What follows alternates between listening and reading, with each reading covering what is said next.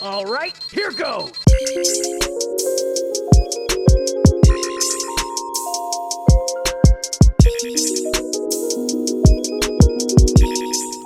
What up, everybody? Welcome back to We Don't Know Movies. Thank you for that, Ethan.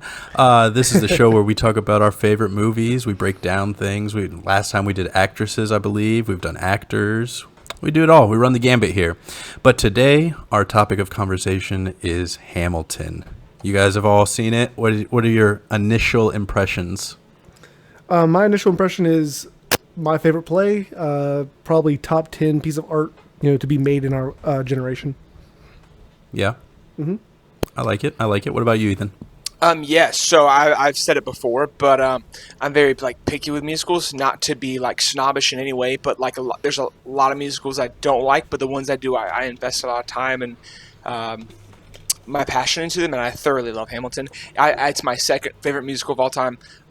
Book of Mormon is number one for me, and probably always will be. I haven't seen it yet. I want to see it. Yeah, I've seen it once in Charlotte, and then I saw it in Chicago 2 years ago. But I love that. Not to derail from our topic, Hamilton's amazing.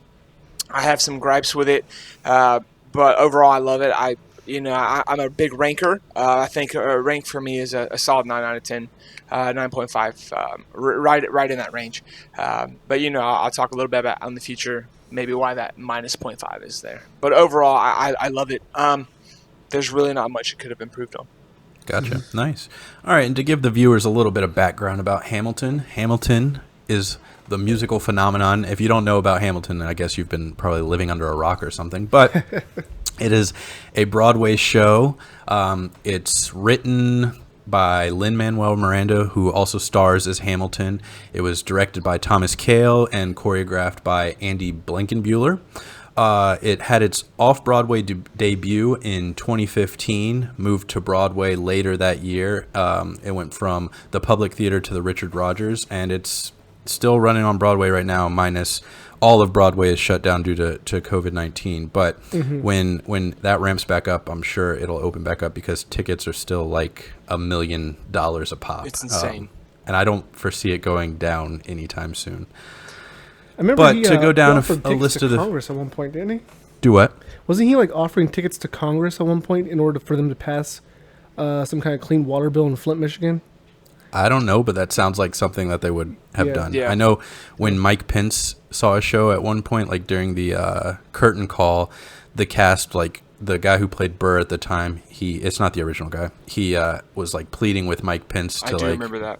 Do because I think it was something with gay His rights job, or something, basically. and he was he was talking about how everybody should have rights and all this.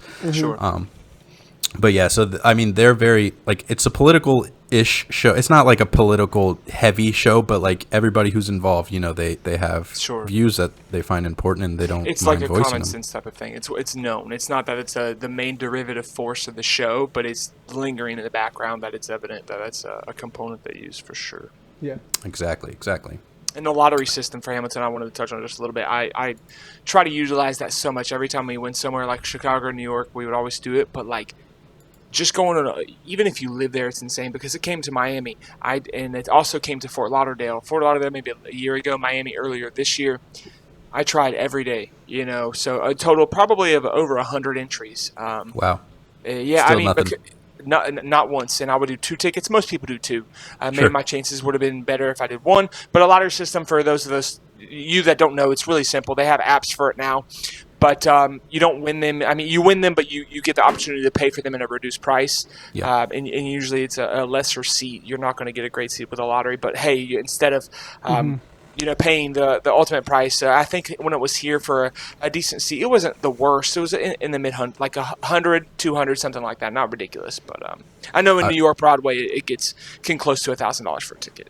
Yeah, I will say the Broadway lottery for Hamilton, those are second row seats.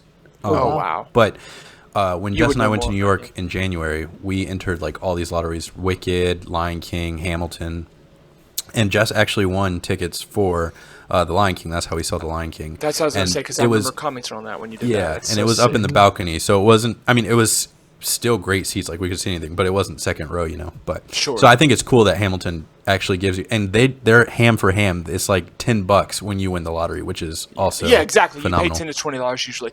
But yeah, go piggybacking off your statement. They're not, or when I said initially they're not the best seats. It's not like a football game where you're having a nosebleed. It's honestly kind of maybe sometimes not worth going.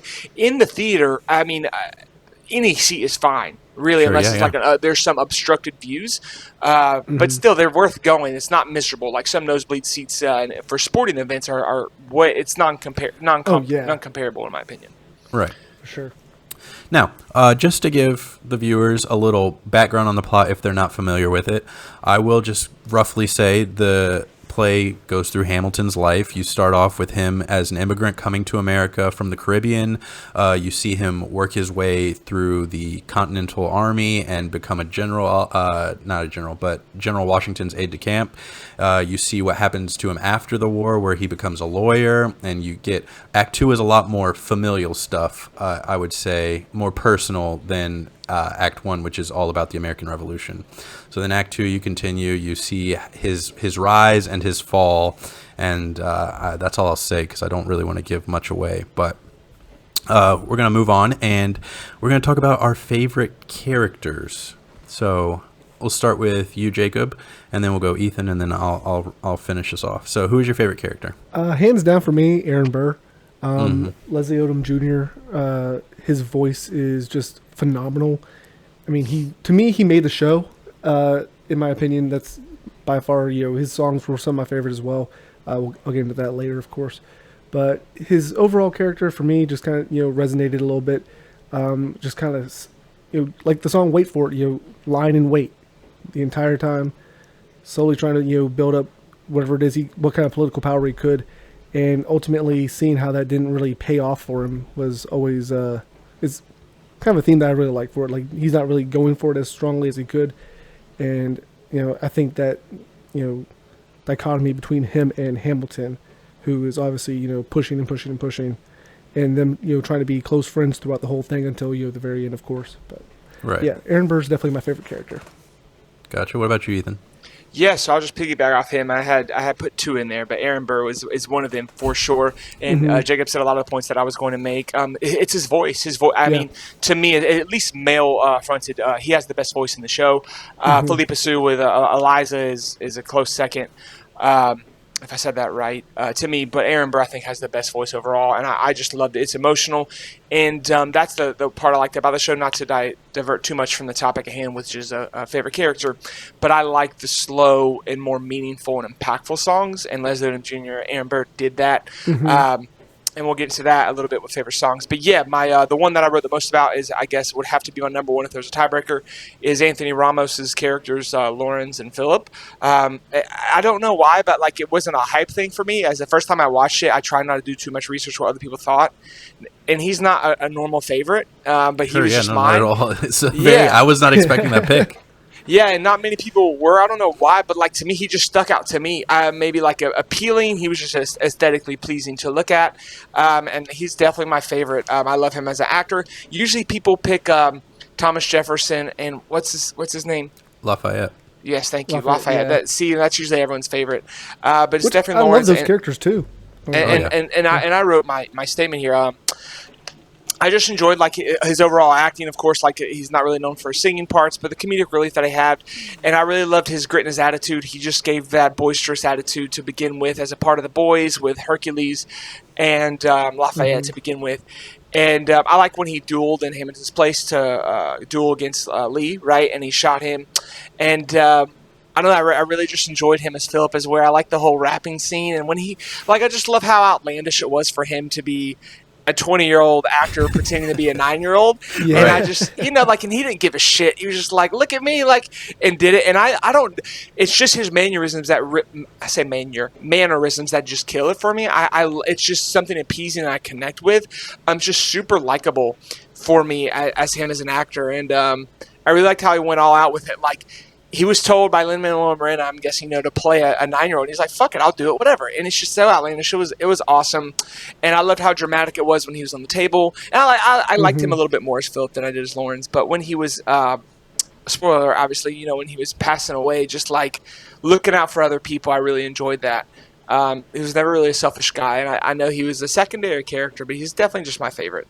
And I like the gestures he made and all of that. And I had Aaron Burr here, but I would go with Anthony Ramos's the characters he portrayed. And it's so crazy to me because I joined like a group on Facebook and stuff like that, and like everyone just always Lafayette this, Lafayette that, and Thomas Jefferson, and like what did I miss? All this stuff, And I'm like, I'm just like I didn't expect to be on the outside looking in with my favorite character at all. Like I thought like there'd be a whole That's gang what I gathering. thought too. Is like when you said that Lafayette. I mean, don't get me wrong, Lafayette, great character too, Thomas Jefferson. But I really kind of thought that Burr was going to just be like the consensus favorite. Yeah. I guess that's what really makes me solidified in my pick because it stuck out to me, and I'm surprised that other people he's not his favorite. And Kaleb, who's probably the most knowledgeable in the subject, like it's like I'm surprised by that pick. But like when I go in there, it's just like everyone's on the male side, it's really Lafayette and Thomas Jefferson. And on the female side, it's usually going to be Eliza. That's the most popular. You don't have too much to pick from the female side. Sure, but I digress. No, yeah, I will say like Philip especially, but Lauren's to an extent they're really like the heart of the show. Like they're just like very pure characters. They have what they want, but they like they're like Hamilton. Like they will do anything for Hamilton, and they're just like so open with that. And I could see why that would be appealing. Yeah, and I guess that's in line with what a lot of what I like from what the listeners have seen past my picks. I like emotionality. I like things that are deep and connected, and that's definitely his characters. He's not surface value level at all. Right. His choices and his things aren't temperamental. His choices and actions are deep rooted in emotions and connections that he has with Hamilton, aka his friend or his dad, in different circumstances. And it's the same thing. He plays the same character more or less as far as the derivatives and what's driving his driving force, which are his emotions and him standing up for himself. And I could go on and on, but yeah. Which that adds into the opening number where like the dual character people, they say like we fought with him, and they fought with him in the war, and then they also fought with him when they were trying to build America in Act 2. And that's what Lauren died said, for I died him, for like him. both ways. And it's because he was so like, I don't know, just like giving. Selfless. He was selfless. Yes, that's the word I'm looking for.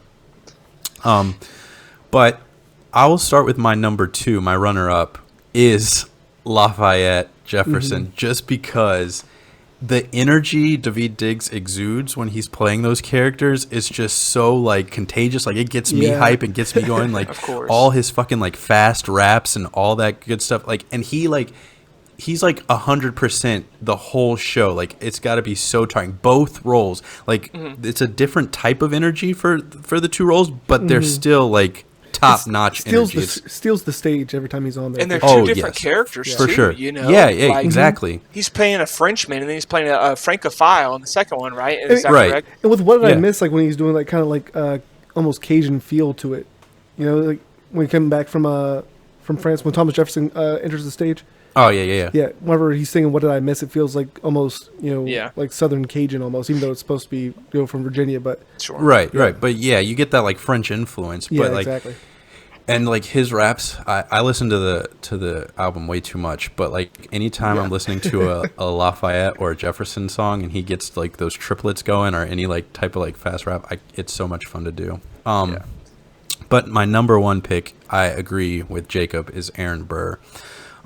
Just from an acting perspective, I think he has like the best arc, the most interesting arc that I would want to play. Like you were saying, Ethan, with his like wait for it attitude, that also adds to his like cunning and like, all right, which way am I going to go? Like sometimes he goes this way and you would think he would continue that way, but then he goes another way, and just like navigating that as an actor, like getting in that mindset and trying to figure out like, why am I going this way instead of that way? Or what's driving me to do this? And then the end, the climax, when all of his like failings finally bubble up and he decides to challenge Hamilton to that duel, like you've been building for it the whole show, and you know it's coming, and it's just getting there is so much fun, and it's so interesting to watch because Leslie does a great job. Yeah.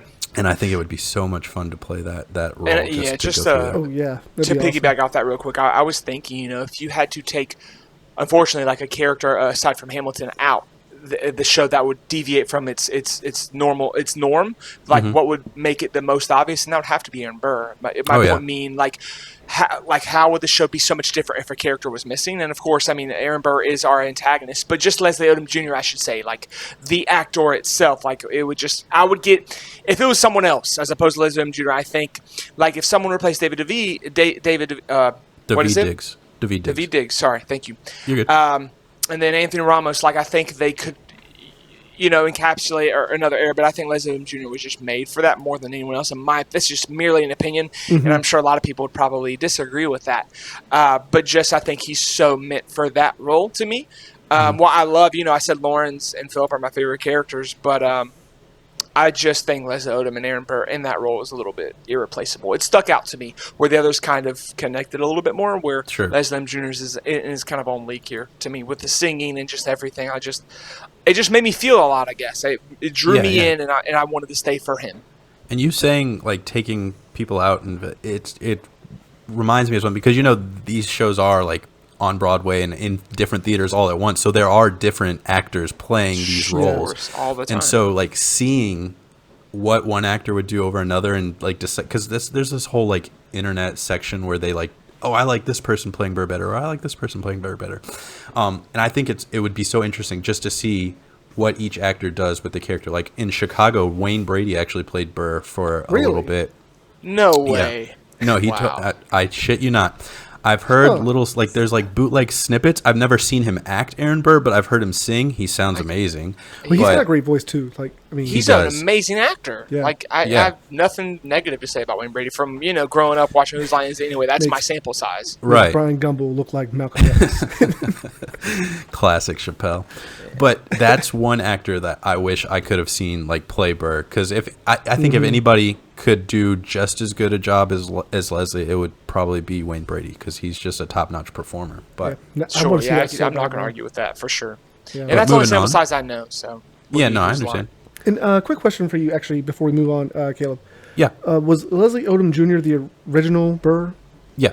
Everybody that's what I thought. In the Disney Plus movie is the original actor, minus there's one chorus member who's not, but I mean, is chorus members. Oh yeah, all the principal roles are played by the originals. Okay, that's what I thought, but I just wanted to double check before. I think if I know the facts right, just to test my knowledge, and I know Kaleb will either back me up or re-correct me on this, or correct me rather. I believe it started originally in February of 2016, and this recording was July of 2016, right? So a couple months in. June or July was the recording. The recording was that we see on Disney Plus. Yeah, the recording was June. Okay. But they had already been doing it for a year. This was like a week or so before people started leaving and going to other projects. So they were like, oh, it started in 202015? I thought it started in February of 20. Okay, I was incorrect then. Okay. So they were you were close. In that role for a while before they did the filming then. Man. It went to Broadway for previews July 13th, and it actually like opened on August 6th, 2015. The February date you're thinking is probably off Broadway. Okay. And I don't know why that's stuck in my head. I mean, this is a whole other topic, but I just wanted to say my statement really quick before we move on this, because I think about this all the time, and that's a lot of what I'm interested in as a teacher and as a person, just about like class affairs as far as like money and things you're able to afford. But it just makes me so sad that it took, like me, I consider myself a theater lover to some extent. People who can't afford it, people don't have access to that, to see it when they're long gone from the show and they don't have that much connection to it anymore, and they'll never have a chance to ever see that, because of and I get the other argument for it too, that and of course they deserve all that money. That is not taken away from them at all. All these actors and all these people deserve all this money. It just sucks when you have some people who would enjoy it more than, say, Mike Pence, who's probably not a theater lover. He just has the money and missed and had a boring night. It almost has to go. I mean, like, it's one of those things, like, I feel like when you're in a position like that, like, you have the option, you're invited to something as big as Hamilton, you almost have to go. It just sucks that, what doesn't suck is that Disney, I think, made an amazing move. I mean, I'll say this, without coronavirus, we wouldn't have gotten that. You know what I'm saying? We would not have gotten that on Disney Plus. And I'm hoping we get Book of Mormon, and obviously not Disney Plus, but give us HBO Max Book of Mormon. Dude, I feel like I tweeted out as soon as I watched Hamilton. I was like, "Hey, balls in your court, HBO!" Like, I give will us write a Book of Mormon. I will write a thesis on this, so I'm going to shut up really quickly, but I'm going to make one statement about off what you just said, Jacob. I was telling my girlfriend like a week ago, I said we have like a couple thousand in our savings. I said I would seriously, if we got the original cast and we got it on a streaming platform, I could watch it whenever I want to. Andrew Reynolds, Josh Gad, like we got the original cast. I would pay $1,000 for that, to have it forever. Literally, no joke, I'd pay $1,000 to have that original cast streaming forever. That's like, that would be way more to me than Hamilton. I mean, I love Hamilton, but oh my god, if I got to see that, like, and that's one thing when it As comes someone to that hasn't seen Book accessibility. of Mormon, like I assume it's amazing as well. From what I've heard. Yeah, it depends on what your interest is, but we all kind of find the same kind of comedy funny, and I think you would thoroughly enjoy it. But I absolutely adore Book of Mormon. Yeah, Jess and I saw it. We saw the tour when we lived in Columbia. It came to Columbia, and we saw it. I wonder if you saw the same one that I saw. What year did you see it? It was a couple years ago. It was like right before we left Columbia, so I want to say 2018. Okay, I saw it in February of 2016, I believe. So probably not the same tour. Yeah, probably. It's But like a but it was G-Pack still at one hilarious. Well, we might have seen the same one because I saw it in December of 2018. I think we in saw it in Chicago. like, it was definitely summer, so I want to say maybe. Well, you keep talking. I will fact check both of those that I I want to say we saw it in like May of 2018. Okay, so it may have been the same cast then. Possibly. back. I think that's the date. But while you're looking that up, I'm just going to piggyback off what you were talking about accessibility. And like, Yeah, I want to hear what you think about that. Yeah, no, there's like plenty of actors and Broadway actors and just regular actors who agree with you. Like, Broadway is very expensive, and it sucks that there's like a lot of people who would really appreciate it that don't get to see it. But I will say one of the things that Hamilton has done is called EduHam, where they bring schools in and like they send a packet beforehand and they let the kids like learn about American history and all this other stuff, and they create their own little like Hamilton kind of rap about whatever historical figure they want, and they perform it in the theater on the stage, and then after that the kids get to see a matinee performance, which I think is really cool because That's like amazing. a lot of, I mean, they probably wouldn't get to see a Broadway show otherwise, you know? So the fact that they like bring them in, let them like be on the stage and do their thing, and then get to actually see the show, I think is really cool. And I think awesome. I'm not positive, but I think the tours do it as well in whatever cities they've stopped in. But just from an accessibility standpoint, I think that's really cool to allow like students to see, because I mean, 100%. you're sparking probably passions in kids that wouldn't didn't know normally they had it. get to see it. That's Yeah, the exactly. main. That's the main argument. You know what I'm saying? Is giving them the tools and materials to see that this exists and that they can do that themselves. You know, because you just keep perpetuating this ideology that is only available for the higher class, right? And we keep seeing that. Who's a higher class in America? I mean, this is a whole rabbit hole, but I'll touch on it briefly. The higher class is usually predominantly white, privileged males, right? Right. And is that representation for minorities in America? Absolutely not. So you do this to predominantly lower classes, which you unfortunately are people of color because of our class systems and how that works in America. That gives them the opportunity to say, hey, I want to do this. AKA, you get lin-manuel Miranda's, you get Leslie Odom Jr.'s, you get Anthony Ramos's, and you get these diverse people of color that come from different backgrounds. Like, give them the accessibility, and that's my argument for that. Which it is double-edged sword because the money that it takes to get that, they deserve every penny of that. Like, they deserve to be paid for the amount of work they do and the effort they go into that. Because I never experienced it firsthand. I only worked in high school stuff, nothing intense, So Right. and I know the effort that it goes into that. It is not even a tenth of a comparison to what it is professionally, not even a fortune, or not even a fraction rather. So it's a double-edged sword. Like, they deserve all that money, but it just sucks that little kids who truly like it, just one show could change their life. Like who saw EduHam, like you said, could literally be the next greatest thing that we could have. Totally. And I will say one more thing before we move on is the actors, they do get paid well, but I will say it's the producers that are taking the bulk of that money, and which are generally older white men. So I can see that. Yeah, of course. And the last thing before we move on, just before what we talked about earlier, February of 2016, November 30th, so basically December of 2018 were the two times I saw Book of Mormon. Gotcha. So maybe we would have seen the same cast. It's possible. It's definitely possible because I know for sure. sometimes when people get on tours, they ride that till the wheels fall off, and like, why wouldn't you? absolutely. That's a job, you know. Yeah, why not? Book of Mormon too. It's Oh yeah, Yeah, it's so a big funny. one. I mean, it's going to get your name out there too. yeah, of course. I mean, it's the Exactly. creators of South Park. So Yeah. Crazy. Gotcha. All right. So we're going to go in the same order, but this time we're going to talk about our top 2 songs, or maybe first song, give an honorable mention. We'll start with you again, Jacob. So yeah, my honorable mention or my second favorite song is going to be "Dear Theodosia." Same thing Ethan was saying earlier. Like those slower songs, just kind of mean, like have a lot more meaning to them. I think. And this one in particular, he's singing to his daughter, and then Hamilton comes in and starts singing to his son. It's just a really beautiful song. I will say the only gripe that I really have for almost the entire play is I just think Lin-Manuel Miranda's voice isn't as strong as everyone else's. Sure, yeah. So, Well-known fact. Yeah, and I mean, don't get me wrong, he did a great job throughout the entire play. I just think if you listen to the soundtrack version of the song, it's better, than the actual play version of the song. So that's probably the main reason why it's not my number one. But my number one is "Wait for It" by Leslie Odom Jr. I think I just took both of Ethan's again, but this song gets me hype. It gives me I'll listen to this song now and I'll just randomly start I don't get emotional very often. Like that's not something that's really part of who I am. But I'll tear up during the song just because it kind of I feel like it almost coincides with my life a little bit too much. With just waiting for my chance, and this song just touches on that perfectly. And again, his voice is amazing. And I don't know if you guys know this, but I'm sure you guys do. I don't know why I'm saying this to you guys, but to the listeners, there's actually a remix version of the soundtrack out there, and Usher does this song on it. Yeah. And all I could think was, I wonder if Usher was intimidated by the fact that Leslie Odom Jr.'s voice is better than his.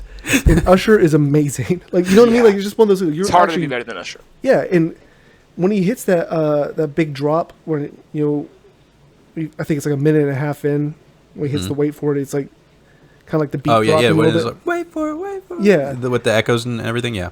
Every single time, chills.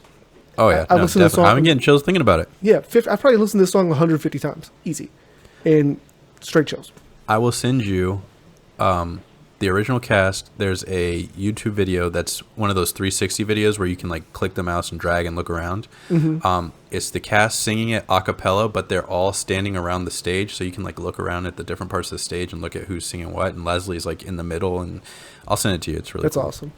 Now I really want to hear Wayne Brady sing it, just because. Oh yeah, that would be. My obsession. The rest of the show is going to be Wayne Brady as Aaron Burr, but I would love to hear that so bad. I will try to find those audio clips because Yeah. it was on a Tumblr. Tumblr is low key where you can find all these Broadway bootleg audio clips of different people doing shows, when they step in for a replacement role for a few months or whatever. I'll see if I can find it and I'll send you some. When we advertise this episode on Twitter and Instagram, all that, we have to use a hashtag release the Wayne Brady cut. Yes, that would be amazing. Wayne he's top notch. Did you guys watch The Masked Singer? I'm going to go off on a tangent for a second.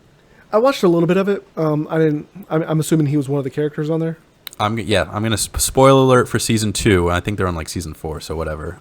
He won season 2, but Okay. as it was maybe week 1 or 2, I was that's definitely Wayne Brady, and he was my he was my favorite animal, number 1, and he was my favorite performer that whole season.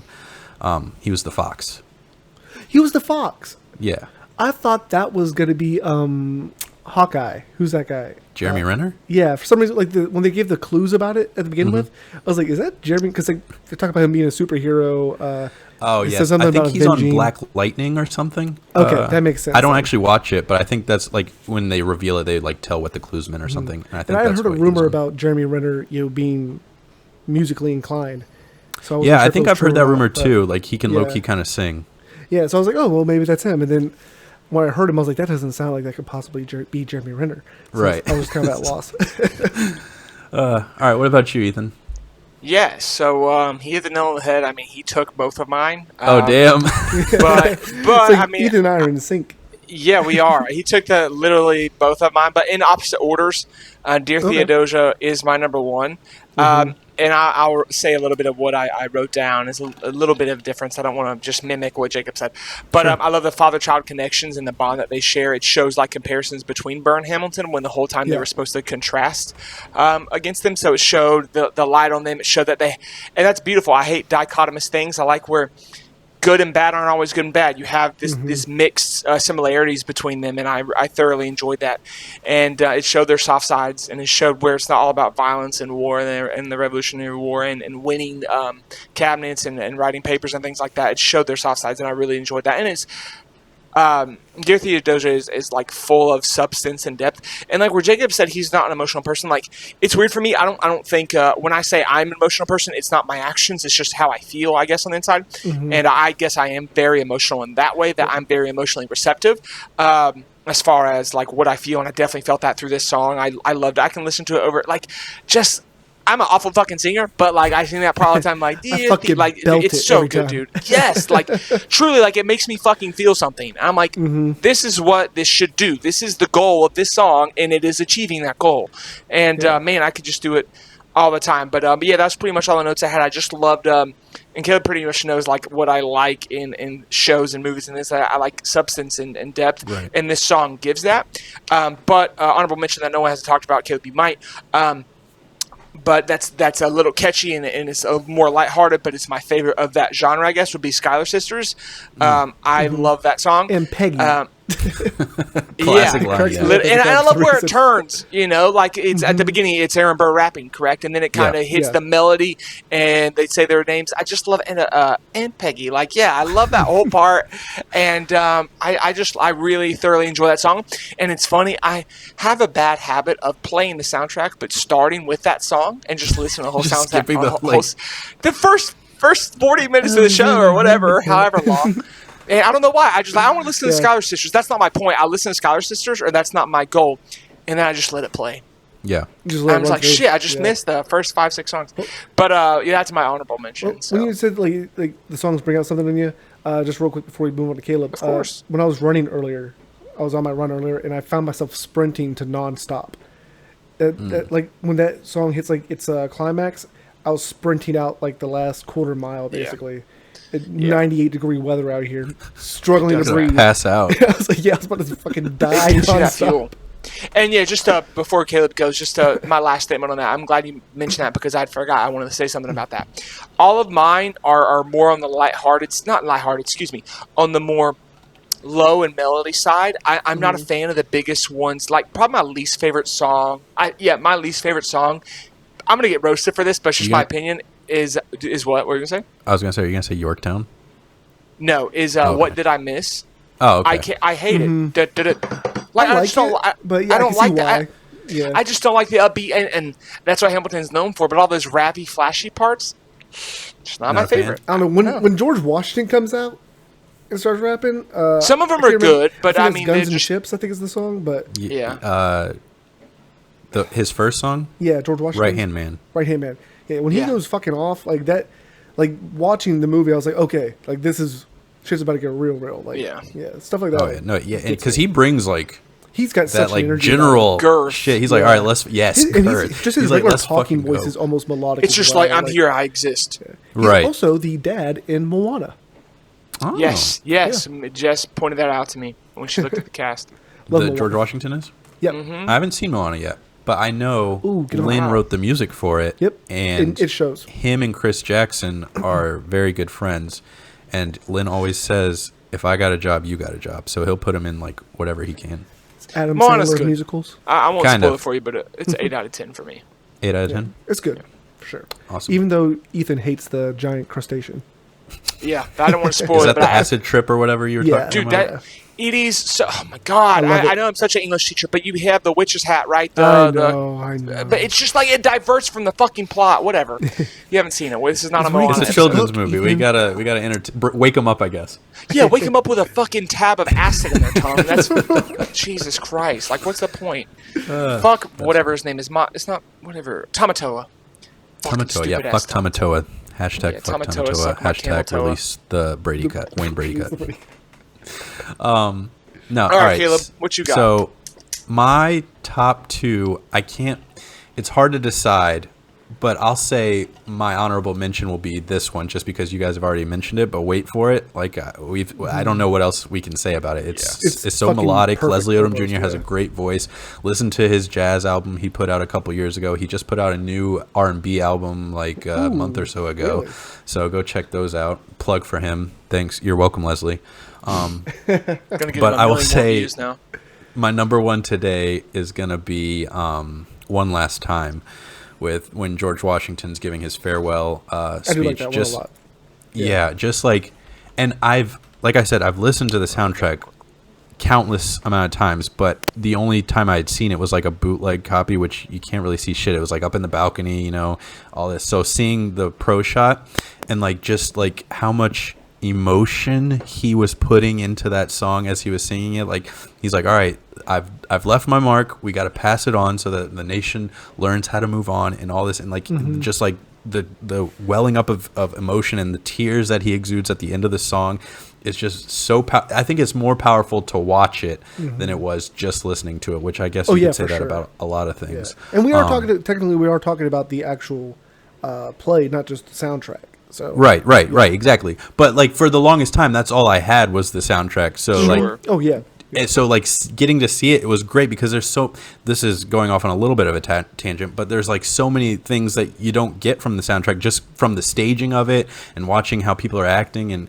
you know it's going to be different every night because it's a live show. So like all that, like the riffs are even a little different at some points, which is really cool. It keeps it exciting because like if you do know the album front and back, then you got something new when you watch this, although I guess you could watch this a million times and then it'd be kind of the same thing. But about One Last Time, yes, so that's going to be my number one. Chris Jackson, he's got probably the second best voice in the show, male voice in the show, I would say, right after Leslie. I think it'd go Leslie, then Chris, and then after that maybe David. Lawrence or Hercules. Okay.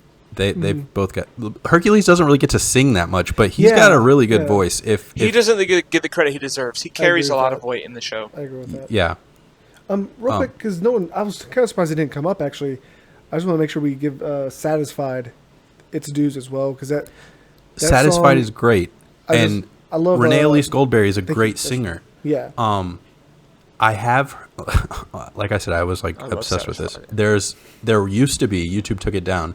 There was a video of like all the actresses who have played Angelica doing that like climactic riff at the end, and Renee is good. Like she's solid. Like no discredit to her and anything, but like, you know, when you come in, you have to like do something new and top the original so that you're remembered. So watching the other women go through and like work the shit out of that song, it's hard to go first, man. It's hard to go first. It is like, because then everybody's gonna want to top you, and they've seen how you do it down. Yeah, exactly. But so watching, I've never been able to find that video again. I'm pretty sure YouTube like took it down for copyright reasons, but it was I can't remember who it was, but this one woman, she was fucking on fire in whatever clip they had of her, and it was amazing. But one last thing about One Last Time, there is a remix for that too that's not on the Hamilton mixtape. It was just a remix they released later. It's called the 44 remix, and singing it, they've got Chris Jackson, who was the original George Washington, but then they also brought in B.B. Winans, who's like this like well-known gospel singer. He's got an amazing voice. But to read the part of Washington's farewell address, they brought Obama in, and he actually reads it, and that's why it's called the 44 remix. But so sick. Listen to that. It's really fucking good. R.I.P. Obama. You didn't die. I just miss you so much. We just really miss you. I miss you already. You're not even. I know. That's my Obama plug. I'm sorry. Oh gosh. As well. Do you guys have any extra honorable mentions that you don't think we hit on? I mean, there's so many good songs. It's hard to pick I'm just glad you two. said Satisfied, but yeah, and Satisfied has a good version on the remix. I think. What's her name? Missy Elliott actually gets in on that at some point. I think you're right. Yeah. Yeah, it's really. I'm really bad with titles, so I have to go in like what I did when you were saying earlier. I just kind of just played a snippet up to remember. But what is one of my favorite things about the whole thing is how it's how I am like as a connoisseur of this. I like where they don't miss anything. They pay contribution to everything, and how they kind of tied in all the songs together. You know, like My Country, I'm Young, Scrappy, and Hungry, and then Don't Want to Miss My Shot, all that, they kind of tied in. And then Nonstop, throughout because it's a lot like of the the last, songs. before the intermission, they Sure. tied all those songs come back in. So I really enjoyed that. I just want to, real quick, because I'm sure he won't come up, throughout the rest of the show. Just Jonathan Groff as the king when he does "You'll Be Back." I love those little kind of fun asides almost. Yes. Yeah, like when he says, "Just to remind you of my, I'll send a full armored battalion to remind you of my love." It's just, it's goofy, it's funny, like, Yeah. but it's also I think that it underlines like there's a psychotic, madman also across the ocean. Like that's why, like they have to show him at some point. Yeah, and then at the end when he kills that one soldier, like you don't get that from just listening to it on the soundtrack. So, but that like ups his danger, like because he is like this silly character with this silly song. Yeah. But you got to remember he's kind of dangerous as well. Sure, so like of course. to add that in, it's because good. if you're looking at it from like, I know from my perspective, right? You have the people that are looking at for the story elements of like who's the antagonist. That's Aaron Burr. But you have the big bad for historical element purposes, and that is Jonathan Groff. That's King George the Third, right? Yep. Yeah, so I mean, he was the antagonist in the Revolutionary War. The Redcoats versus the colonists, and that was the big battle there. But yeah, like his dude. I mean, that's Jess's favorite character. My girlfriend's favorite character is Jonathan Groff as King George, and AKA also his Mindhunter. Mindhunter. Oh yeah, apparently everyone else knows him from Glee, but he was the main guy on Mindhunter. He's also Kristoff in Frozen. Yep, that's true. Yes, he is. Yeah. All right, so we've talked about all this stuff that we like, and we've praised it. So now I want to know what's something that you guys would change. Ethan, we'll start with you just because Jacob's been going first the whole time. Yeah, and he's been fucking butchering all my shit. Yeah, so. This is my favorite part. Because I was like, this time you don't get vulture me. I love being analytical, and I love being I love providing analysis on things and like reading into it. And so Hamilton, like I said, I'm really weird with my rankings, so it's hard that I don't have a definitive ranking, 9 or 9.5. I still have a couple more watches, but it's one of those two. It's not going to be that much of a difference to people, but it's a big difference to me. I digress. What I wrote down, I'm just going to recite it pretty much because I think I formulated my thoughts very well. But what I put, I think it focused a bit more on historical elements and laying out actions, which I like and I enjoy that. But it took, when you have a lot in one area, you take away from another area, right? Law of averages. And what occurred within the story as opposed to enriching character development. I would have enjoyed more background and knowledge on each character. I feel like the plot felt rushed in order to tell the story a little bit in some areas, and the audience had to connect the dots themselves in some instances. I felt like where we had to kind of fill in the blank a little bit. It's kind of, and it's not Lin-Manuel Miranda's fault or the show's fault per se. They focused, when you do so well in certain areas, you suffer in others, like I initially said. And I think that's the biggest gripe for me. And it's not obviously that big of a gripe because it's still a 9.5 for me, which is excellent. But a lot, I just wish we'd get more emotionality aspect. And the emotion that we get are the songs, and that's enough for me. It's enough for me to enjoy it. But if I had to pick a gripe, right, that was the point of this, and that's it's not a big one, but it is one. Do you know what I'm saying? So it's not one that means that much to me. But I would have liked some more emotionality. I would have liked to hear more of Angelica's perspective on how she longed after Hamilton and how she couldn't sleep and what made her move. And she's like, okay, moving to London, all this. I want more of that. It's just a couple songs before she was saying how in love with him she was, and then I want to know like how that ate at her and how it made her feel. And then kind of next appearance is like, hey, I'm leaving. I wanted more of a cohesiveness where I felt like we were connecting the dots in some areas. Like, okay, she had these great feelings, but she's leaving. That's just one instance. We're getting alluding that Anthony Ramos' characters, both Philip and Lawrence, he cares a lot. I wanted to hear him say that more and to be a little bit deeper with that, especially as Philip, like just hang on to his dad a little bit more and say, how much he looked up to him, and just even one-liners would have helped a little bit more. I don't need a whole theoretical essay at how much he cared in this character development, but I need that like this connection, this like confirmation, this affirmation rather, I should say, both confirmation and affirmation with each other. Especially because that came after he had embarrassed his family with his affair. So I mean, like just to see that his son still looked up to him in that way, because it kind of left it. The last time you saw his son, like you thought things were going to be different between them. Sure, yeah, of course. Because, a lot of it. Look. Yeah, it reminds me of kind of like fortune cookie stuff. You open a fortune cookie, you're reading it, move on, and you're not instead of a paper, a thesis, you're reading a fortune cookie, right? With if that comparison makes sense, meaning that you're reading a historical event, singing a song to it, kind of moving on, right? I just want a little bit more depth. That's it. But with me, I'm really not satisfied with a lot of depth in things. Be satisfied. That's a good gripe. I would agree with that. Like, there's not very much character development. You get Hamilton has character development. I'm glad you agree, because a lot of times I don't know. Like, I'm not as connoisseur as much as you are on your level yet. I hope to get to that one day. You're an English teacher. You know about development. Of course. It's just when storytelling, no matter what it's in. Of course. I guess with me, it's a different issue. I just want to make sure, like, that's, you know what I'm saying? Like, I'm valid in how I perceive that. I got you. Yeah. And that's a good gripe. Like I was saying, like Hamilton and Burr definitely have the most character development. Yep. And everyone else seems like a C character to. Sure. Yeah. And I will say, I think I read somewhere, I'm pretty positive, that Lin had 6 hours worth of material.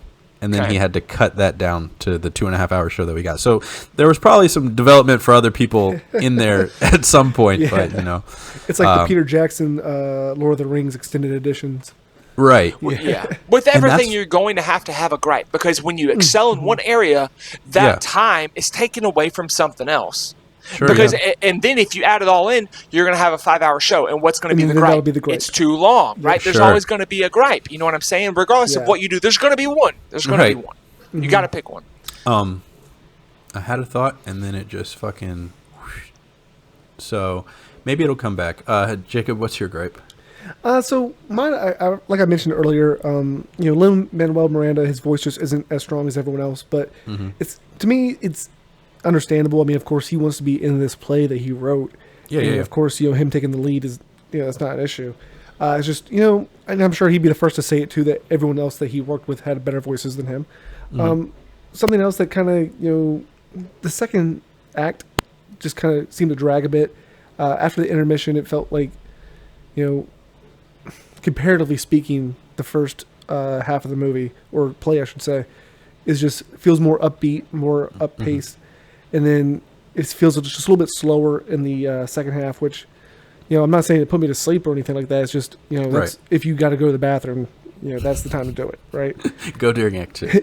And the last thing is more of like a technical thing for me, I guess. It's just the way it was filmed. So I feel like there's something about watching it from a play perspective as opposed to a movie perspective. And like they had scenes where they were like zoomed in on their faces, and it just struck me as odd because it's uncomfortable. Yeah. And because you feel like you're watching a play, and then they're like, "Oh no, we're filming this." So you're telling me when we got to see Jonathan Groff's up close and personal spit, that made me uncomfortable? I did like that he did that, but yeah. The first time I would have preferred to catch it from the lights from a distance, but now we're seeing the spittle on his lip. Oh, dude, like right all up in your face. It goes with the character of the tyrant king, right? But then also there's a scene where Burr and Hamilton are talking, and then they do a close up on each of their faces, and I'm just like, that's kind of cringy, because this is supposed to be a scene where we're seeing it from afar, and you should be able to feel the tension between them without them doing a action movie fucking close up on each of their face, like it's a telenovela or something like that. It's just the little things like that, obviously you have to do some things. You can't just sit a camera on a chair and point it. I understand why they didn't do that, but I prefer the shots that feel more like I'm watching a play as opposed to watching a movie, because it takes it out of me. I will say you went from stealing Ethan's notes to stealing my notes. I honestly thought that I was going to be like the fucking idiot of the show today. So no, dude, you're in there. No, you give yourself more credit. Apparently I just fucking stole y'all's notes today. That's all. No, dude, hey, we all have equal minds. That's excellent. We all look for the same thing and we watch. That makes us feel valid in our assessments. Right. But so I'll start and I'll say yes, Lin does not have the best voice at all. That's one of my gripes. It's better than my voice. I will give him that for sure. But he's a genius, so I'll let he is. He wrote the whole thing. Of course, if I write something, I'm gonna be like, I'm gonna fucking play it. But I will say I like, because I think he knows he doesn't have that strong of a voice, that most of Hamilton's songs are raps, which is what Lin's strong suit is. He's a rapper. His battles with Thomas Jefferson and Lafayette were so cool. Yeah, right, for sure.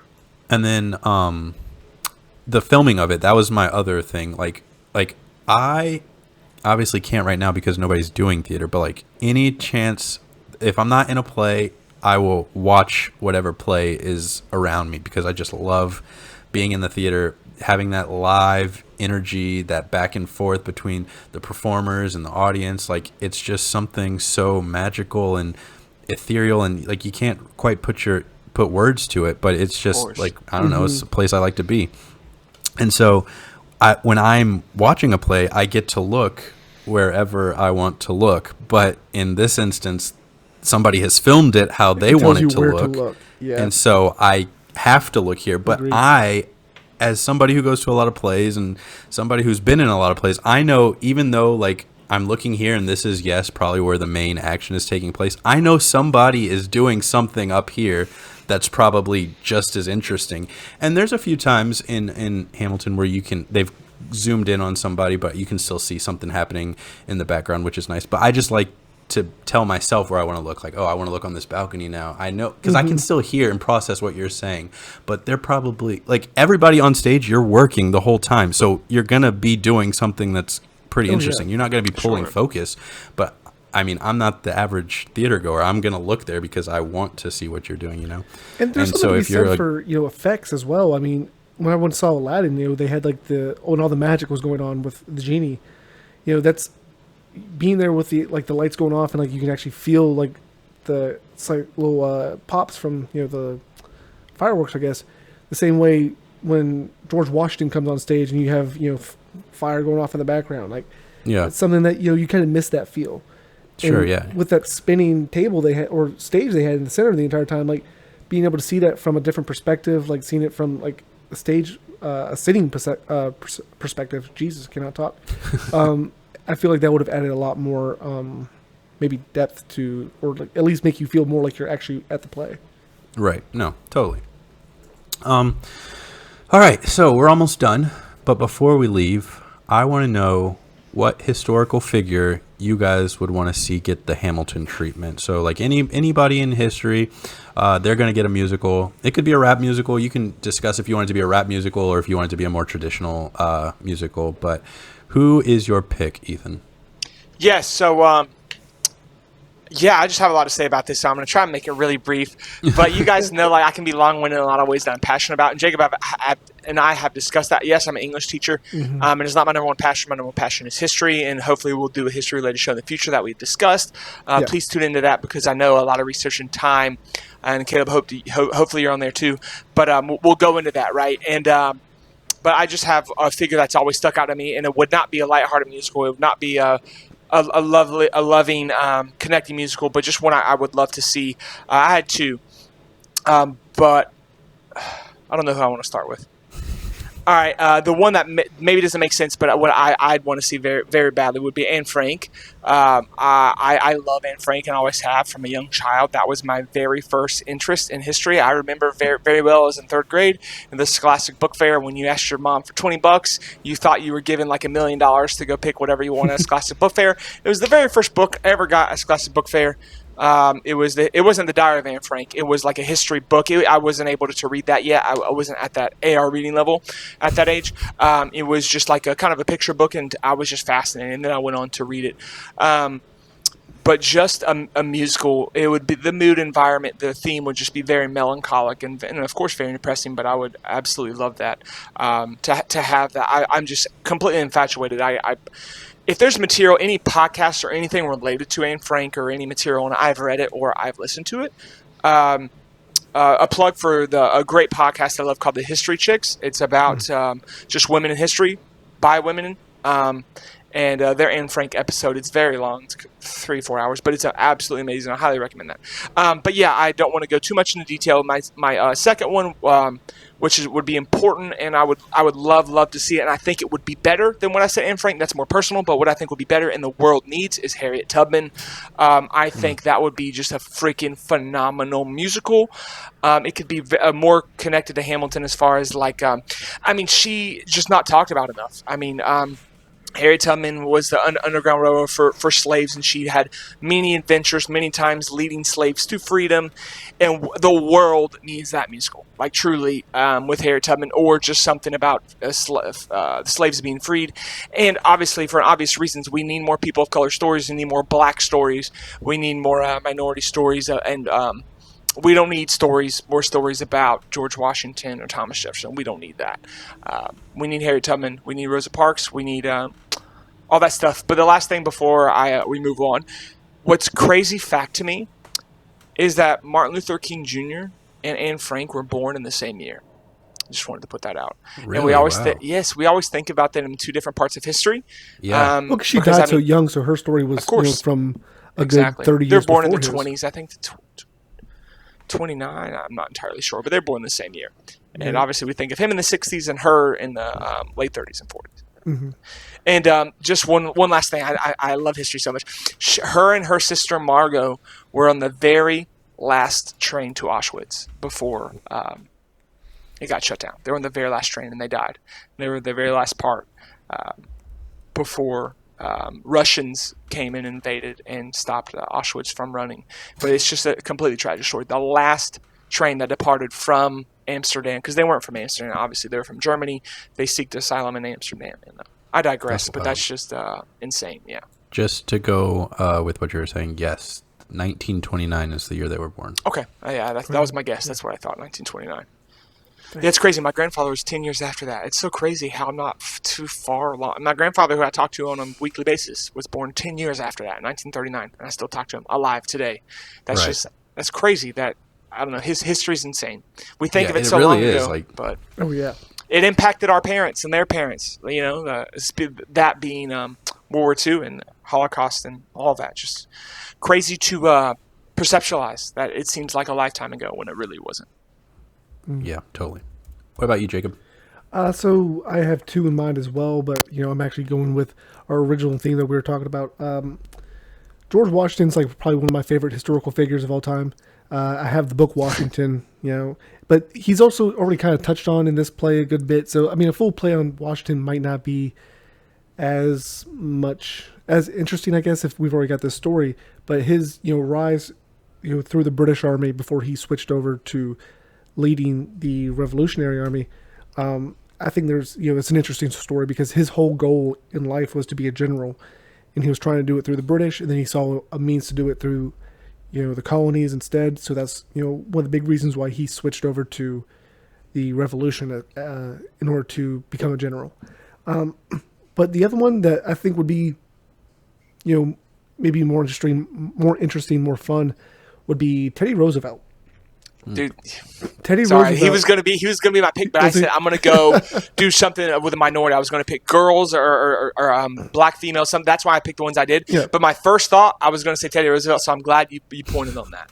Teddy Roosevelt. I mean, what did the guy not do? Yeah, You know what I mean? He's so kind of diverse. he's like a superhero Jack of all trades. in the real world. Like, I mean, that's just if you consider like the Rough Riders and then becoming president and stuff like that. But I mean, every story about Teddy Roosevelt is just wild. That's actually what I want to make he did everything. my first episode of the history show that we're talking about doing in the future with a deep dive. I want to do it all about my side about Teddy Roosevelt, and I'll try and save everything for that. But I mean, just the amount of animals the man had, that on stage alone would be incredible. The dude had like Would you do 30 real fucking animals, pets. or would you do? Hell yeah! I was gonna say like Lion King style Dude, animals. and have Oh, that Steve actually would Irwin's be- son just up there taming them. Oh my god, that'd be so that'd be tight. sick. I follow him on Instagram. I forget his name though. I'm so bad with names.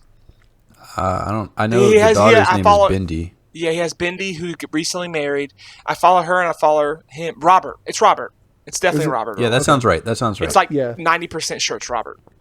Let's see. but that would be Robert tight. Irwin. Yep.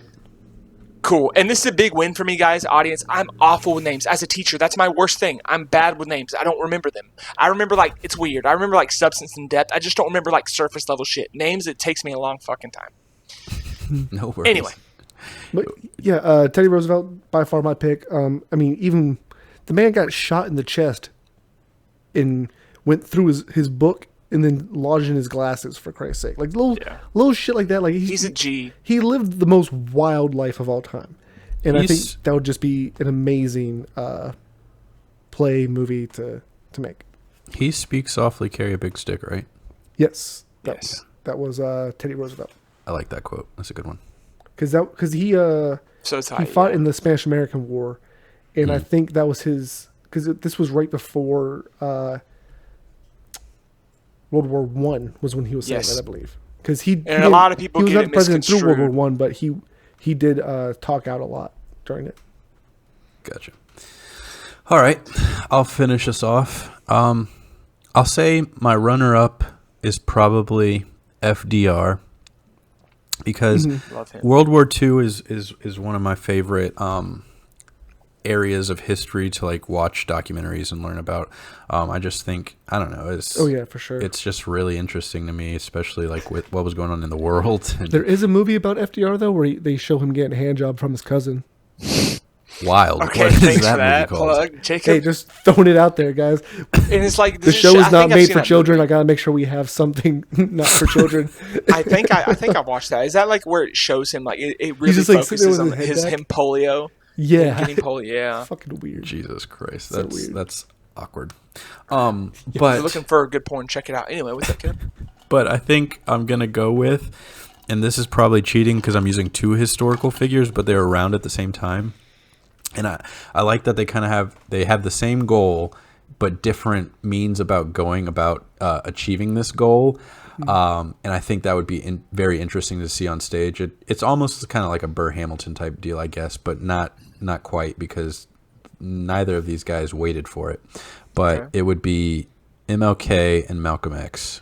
And just to see, for some reason, I was just waiting for you to say Hitler and Stalin. Fucking Christ. No. Very different. Very Dude, different. but I would pay very That'd be good money amazing. to see a Russian Revolution musical with Leon Trotsky, Vladimir Lenin, Karl Marx. Karl Marx. I didn't want to say Karl Marx because I didn't want to like let everyone know that Marxism I is- do agree with communist ideals in some ways, whatever. But like I love that era. And anyway, just read thought that Animal would be Farm. sick.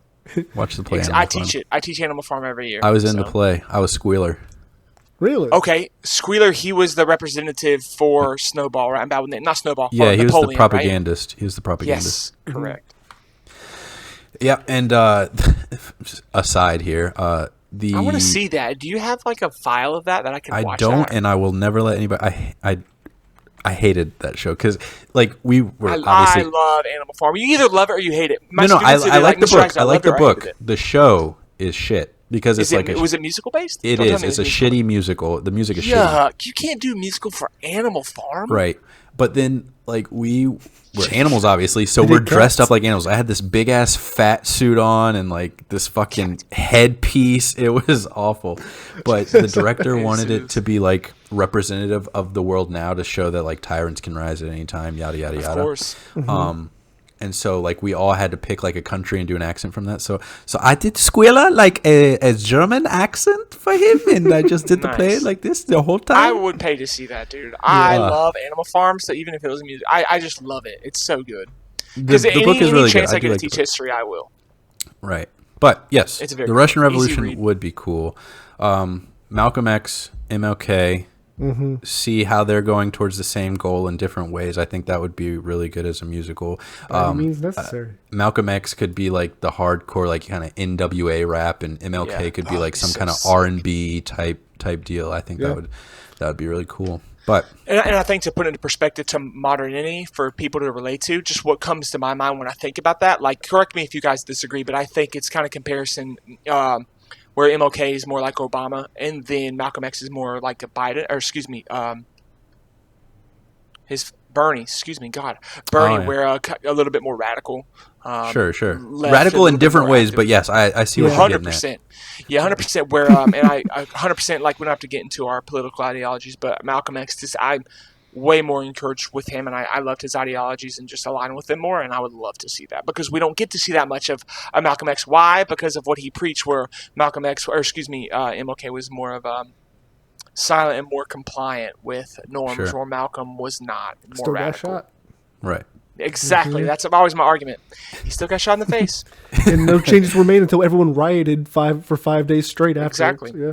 Right. Yep. And the first Pride was a riot. We have LGBTQ rights because of riots. Whatever. This is not becoming that kind of podcast. But you all know where our beliefs align. We completely just trampled over Kaleb with the Russian Revolution. Sorry, I know. Revolt! The Animal Farm and I know. fucking riots and We shit. just took away from Sorry. him. Anyway, No continue worries, no out. worries. Yeah, but that would be. I like that idea with the rap versus R&B.